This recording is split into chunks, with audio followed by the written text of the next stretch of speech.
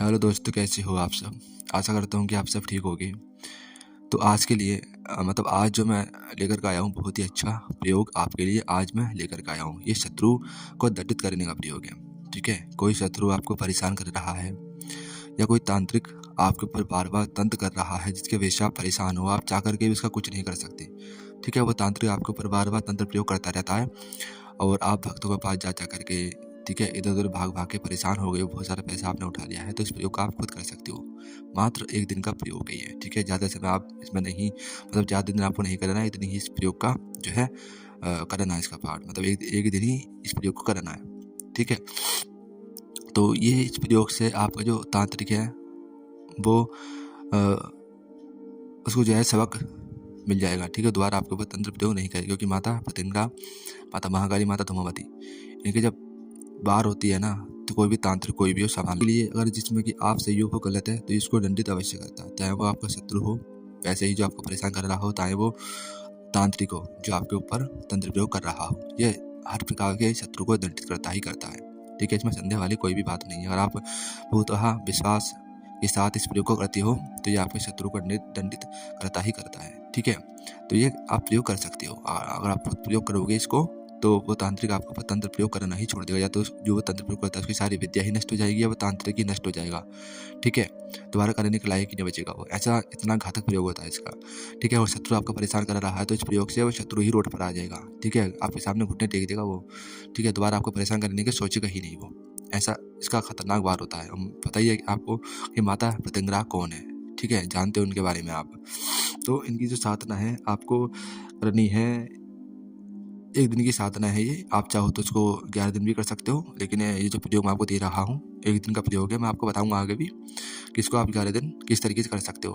देखो, अगर आप रोज प्रत्यंगिरा स्तोत्र का भी अगर पाठ करते हो ना रोज, तब भी आपके ऊपर कोई भी तंत्र मंत्र काम नहीं करेगा।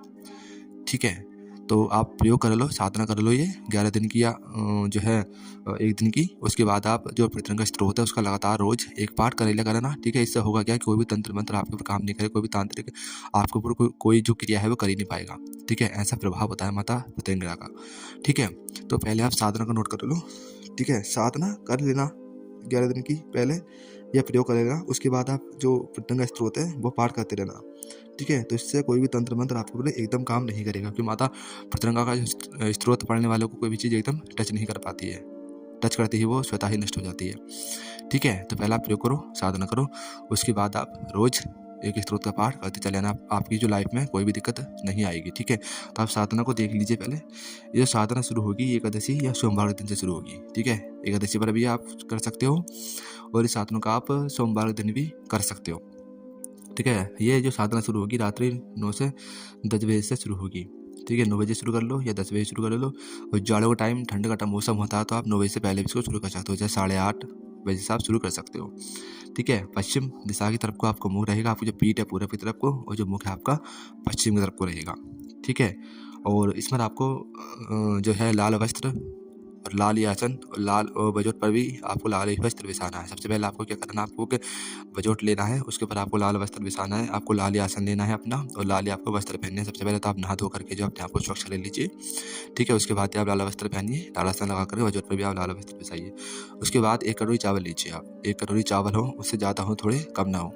ठीक है, उसको आप कुमकुम में रख लीजिए। कुमकुम में आप पानी मिलाइए, थोड़ा सा घोल बना लीजिए, उसमें उसको चावल को रख लीजिए। रखने के बाद एक प्लेट ले लीजिए आप।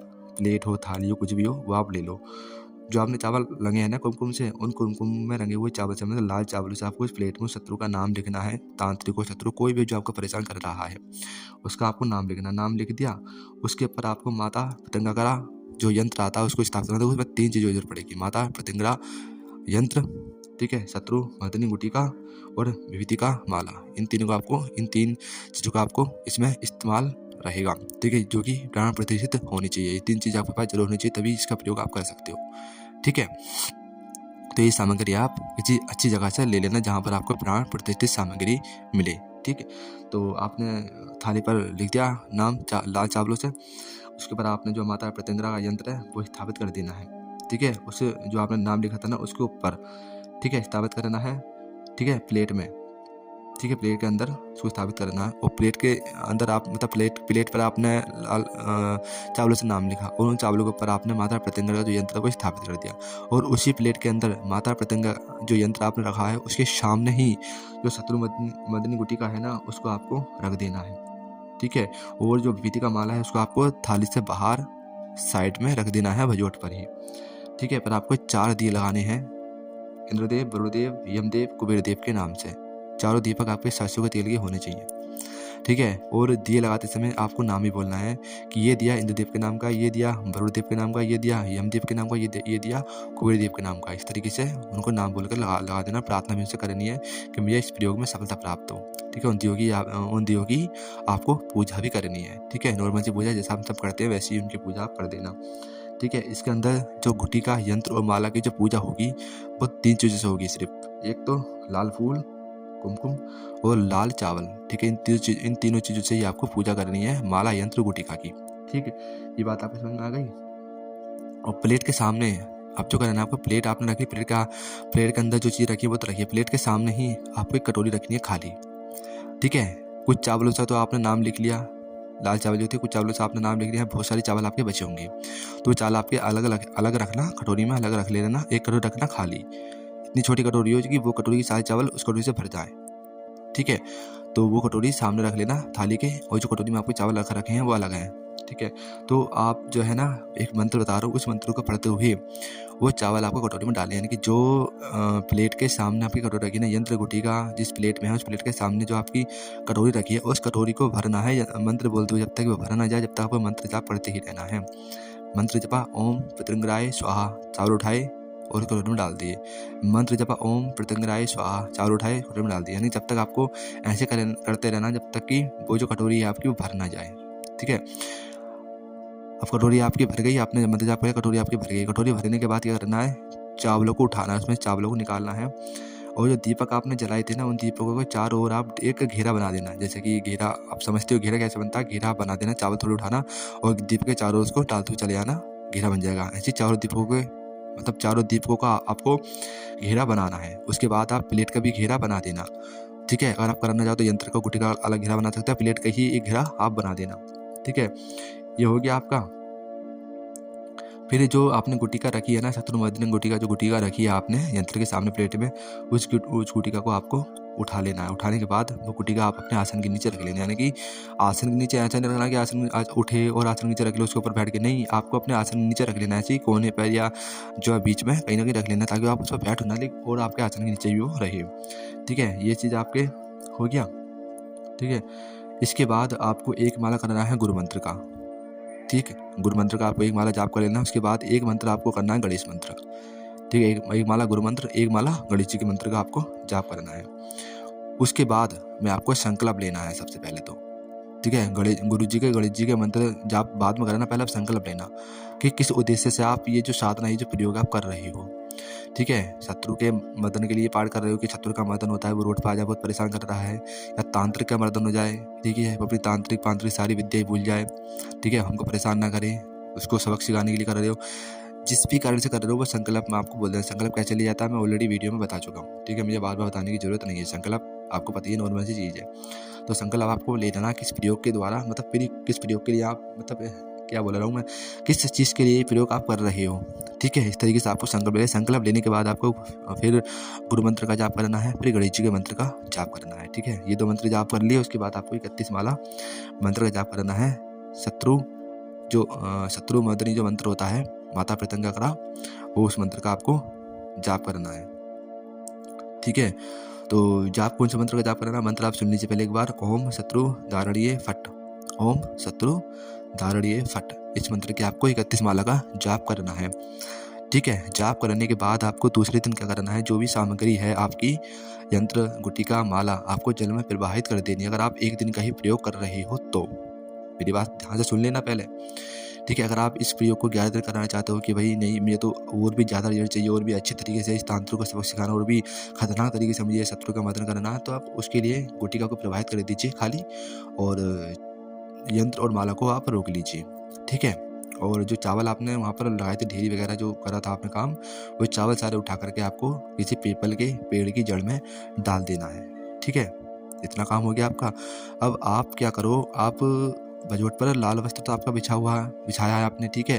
लाल वस्त्र आपको बजोट पे बिछाना है। आप माता पतंगरा का यंत्र अगर प्रवाहित कर देते हो नदी में, तो आप माता पतंगा का फोटो भी ले सकते हो, ठीक है। अगर आपने यंत्र को रोक रखा है तो आप माता पतंगा की फोटो की जगह आप यंत्र को स्थापित कर देना, पुष्प वगैरह बिछाना, उस पर स्थापित कर देना, ठीक है। उसकी पूजा अर्चना करना जिस तरीके से आपने पहले दिन करी थी, प्रयोग वाले दिन यंत्र की पूजा करना, और एक उनके सरसों के तेल का दिया लगाना उनके नाम से, ठीक है। माता के नाम से एक सरसों के तेल का दिया लगाना। और जो मंत्र आपने जपा था ओम शत्रुधारणीय फट, इस मंत्र की आपको 31 माला करनी है, ठीक है, 11 दिन तक। फिर इसमें ज़्यादा प्रयोग तो आपने पहले दिन कर लिया, वो सारा जो दिए लगाने थे आपके, जितने प्रयोग मैंने बताया आपको, वो सारा आपने पहले दिन कर लिया। फिर उसके दूसरे दिन से ही आपने गुटिका को प्रभावित कर दिया, चावलों को पेड़ की जड़ में डाल दिया।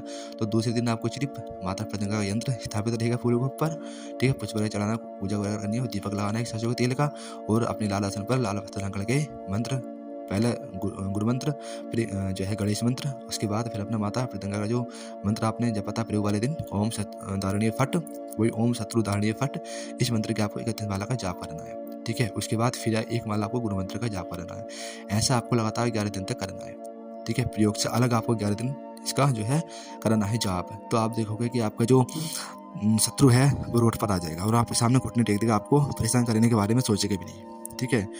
और जो तांत्रिक है आपके बार बार तंत्र प्रयोग कर रहा है, उसकी सारी तंत्र विद्या ही खत्म हो जाएगी इससे, ठीक है। वो आपके ऊपर तंत्र करने के बारे में सोचेगा नहीं, जब भी करेगा उसका तंत्र उसके ऊपर उल्टा पड़ जाएगा। और किसी ने आपके ऊपर माता बगलामुखी का भी तंत्र या कोई क्रिया कर रखी है तो ये उसको भी काट देता है, ठीक है। या खंडी क्रिया कर रखी है तो उसको भी काट देता है बड़ी ही आसानी से, ठीक है। तो ऐसा प्रयोग होता है माता पतंगरा का।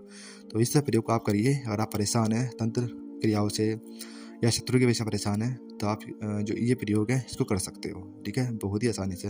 जब आपके 11 दिन कंप्लीट हो जाए तो उसके बाद आप यंत्र और माला को जल में प्रवाहित कर देना, ठीक है। इसको घर पे मत रखना, जल में प्रवाहित कर देना। उसके बाद आप पतंगड़ा जो स्त्रोत आता है उसका आप रेगुलरली एक स्त्रोत का पाठ या 3 जितनी आपकी श्रद्धा हो, मतलब जितना आपका सामर्थ्य हो करने का उतना आप कर सकते हो। 1 कर सकते हो, 3 कर सकते हो, 7 कर सकते हो, 11 कर सकते हो, 9 कर सकते हो, 5 भी कर सकते हो, ठीक है, या 1 भी कर सकते हो।